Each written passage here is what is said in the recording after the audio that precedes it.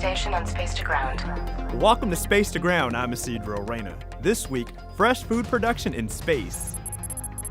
A healthy, nutritious diet is essential for long-duration exploration missions to the moon and beyond, and scientists are looking at ways to supplement an astronaut's diet with fresh foods grown during flight. The Vegetable Production System has been testing growing techniques aboard the space station to help meet this need. Current research will be looking at impacts from light quality and fertilizer to nutritional value.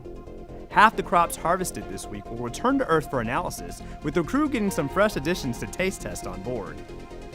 This week, the crew performed the Time Perception and Microgravity Investigation. This experiment investigates the perception of time to crew members aboard the space station, something that has not been studied during long-duration spaceflight. Cognitive performance, together with good oculomotor control, eye-hand coordination, spatial orientation, and time perception, is critical for the control of vehicles and other complex systems during human spaceflight. As part of the experiment, astronauts wear a VR headset and have to respond to visual and audio cues with their response time measured by a special program. The results are compared with pre- and post-flight baselines. Evidence from spaceflight research demonstrates that these functions are altered in space and on Earth. This week's question comes from Brianna. She wants to know how landing on the moon in 2024 will impact girls and women around the globe. I see it as impacting by one major way, and I hope that it is inspiring for all people around the globe. 50 years ago, when we first landed on the moon, not only were the astronauts not featuring women, but also you didn't see women too much in the mission control room.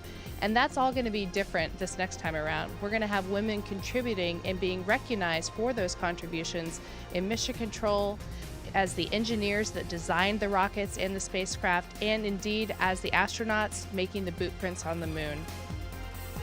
Keep sending in your questions using the hashtag AskNASA. We'll see you next week.